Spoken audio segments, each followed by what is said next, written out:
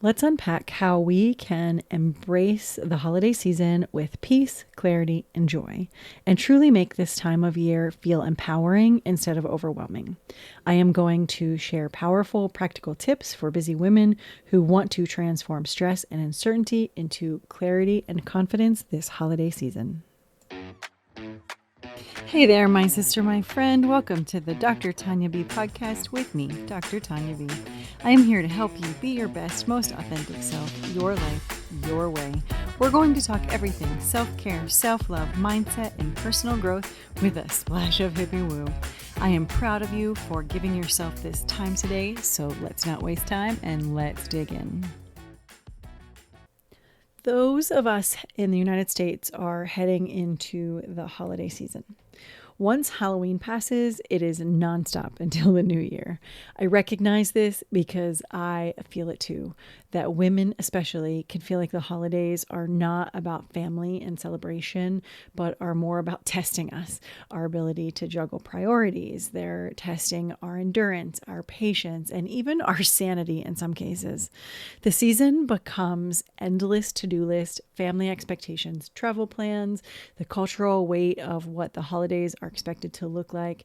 It is so easy to lose yourself in this shuffle. I want to take some time today to unpack how we can embrace this season with peace, clarity, and joy, and truly make this a time of year for you to feel empowered instead of overwhelmed. I'm going to share powerful and practical tips for busy women who want to transform stress and uncertainty into clarity and confidence. If you missed it, don't forget that last week's episode is the meditation that supports this work. That meditation is only about the episode itself is about 12 minutes, but the meditation is only about 8 minutes. Starts at 2 minutes and 20 seconds. And that is where you will find the support for you to manage this season. So use it monthly, use it weekly, use it daily, use it hourly, whatever you need and whenever you need it. And then before I dig into the content, I also want to share that for the holidays, I am opening up my breathe and break free sessions with a focus on holiday headspace. This is a super affordable one-time virtual call where we will work together to pause the panic, untangle the overwhelm, find your immediate peace and direction. If you are feeling like you are spinning out of control, if you are super stressed, like you just can't catch your breath, book a call. We will pause and we will reset together. Again, super low price for the holidays. There are some awesome testimonials on the website, so check that out. You can find it at www.drtanyab.com/breathe. The link will be in the notes. Okay, so let's get back to it. What we're going to do is break this into 4 categories. So recognizing and releasing the holiday pressure, embracing the holiday mindset shift, embracing quiet and downtime as a priority, and then cultivating calm amidst the holiday hustle. So let's start with category 1. That is recognizing and releasing the holiday pressure. So the pressure itself, whether it is pressure to create the picture perfect memories, cooking everyone's favorite dish, buying the perfect gifts, or just making sure that everything goes smoothly, that burden builds up so fast. It sneaks right up on you. Here is something to remember. That pressure, 99% of the time, is self-imposed. Sure, society plays a role. Our loved ones have expectations, but how often do we feel like the magic is only our responsibility and ours alone? How many times do you feel guilty for wanting downtime when you should be doing more, or at least you think you should be doing more? So let's reframe that. How about a pressure check? Take a few moments out of everything that you are feeling, the pressure around you, and then ask yourself 2 questions. The first question is, who is this for? Who is this for? The second question, what am I really trying to achieve here?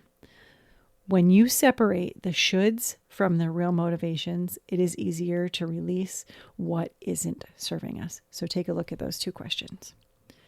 And then category number 2 is embracing holiday mindset shift. Once you have identified where this pressure is coming from, you can start shifting your mindset for any situation. But for today, focusing on the holidays, a powerful mindset shift I want to offer you is this. Instead of looking at the holiday season as a performance, a display of perfection, let's look at it as a time of being present and creating connection with others and with ourselves. What is most important of the holiday memories were the ones where you felt connected, you felt rested, you felt like you were authentically yourself. You aren't putting on a show or pretending that you are enjoying yourself. You are just you. Imagine a season where you're not just showing up for everyone else, but you're also fully present for yourself. What a difference this will make. Here is my recent real life experience. So remember, I have 3 boys, 2 of which are out of the house with partners who also have families. We also spend time with my parents, my brother and his family, who also has a family. And what I was finding around the holiday seasons is that as we would move into the season, I would have this expectation that the time spent together would be like it has always been. Thanksgiving Day, Christmas Eve, Christmas Day, New Year's Eve, New Year's Day. Only it turns out that the other families had the same expectation. We were inadvertently creating this competing priority for the kids and their families. I was feeling like I was getting leftovers. They would come late, their bellies would be full, they would be tired and cranky. And after a couple of cycles of that, I started to not look forward to the holidays at all. And I may even have at one point celebrated Christmas elsewhere. Turns out that didn't solve anything either. So you know me, I'm a fixer. When I recognize that I don't like the way this is going down for me or for the kids, I decided that a new approach was in order. So now what we do is we default to non-holidays. Thanksgiving is always celebrated on Saturday. If Saturday doesn't work for everybody, we figure out which day does. That's okay. We have to be flexible. So we don't do a traditional meal. We tend to go for a walk in the woods. We come home to things like dips and soups and charcuterie and desserts. I always plan some sort of craft. Usually it's something that turns out like a kindergarten class is having an art show. My intention is that they all take those crafts home for their own memories. More often than not, though, I spend the next month finding those crafts hidden around my house. These are the things that create an environment for us to just hang out, to just enjoy each other. They don't have pressure from me. They're not getting pressure from their other families. They don't have competing priorities. And so we are just having a good time and we are enjoying ourselves. So keep that in mind. Category number 3. Embracing quiet and downtime as a priority. This is likely not the first time that you have heard me talk about this, but sister, you need to hear it again. Let's talk about the value of quiet and the value of downtime.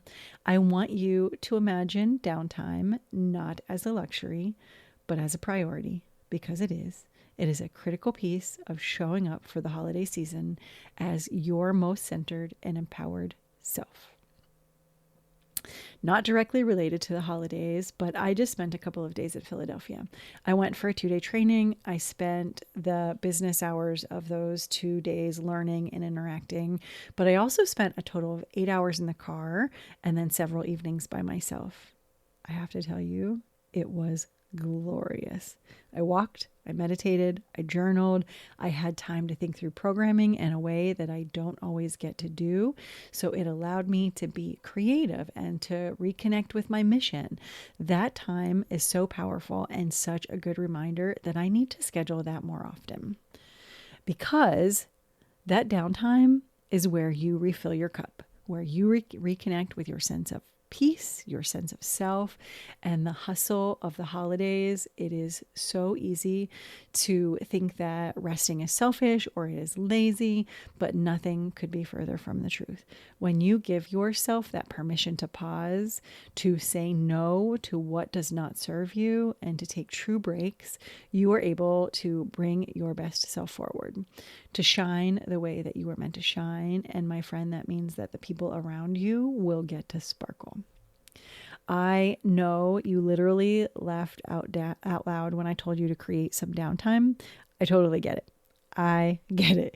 It does not have to be that hard though. It can be small. Small can be so meaningful and is such a great place to start.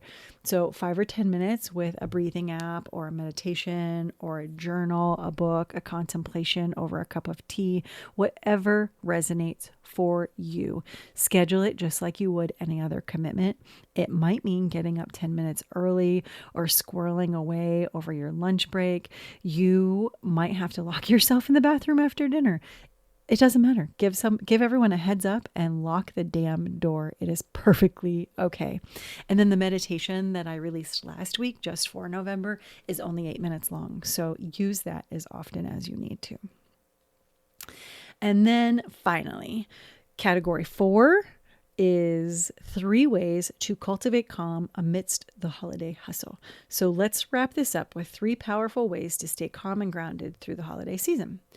Number 1 is set non-negotiables. Decide on 1 or 2 things that you will not compromise on this season. So this might be that downtime for yourself, a boundary around work orders, or the freedom to say no to events that just don't bring you joy. That's number 1. Number 2, practice gratitude over perfection. Instead of focusing on having everything be just right, try focusing on moments of gratitude. Whenever you feel overwhelmed, take a breath and think of one thing that you are grateful for in that moment.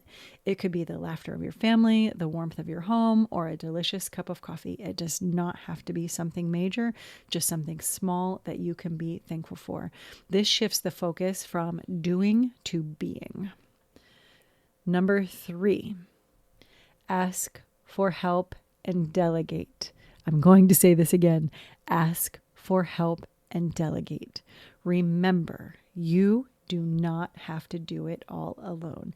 Delegate tasks, ask family members to pitch in, and let go of the myth that you are responsible for everything.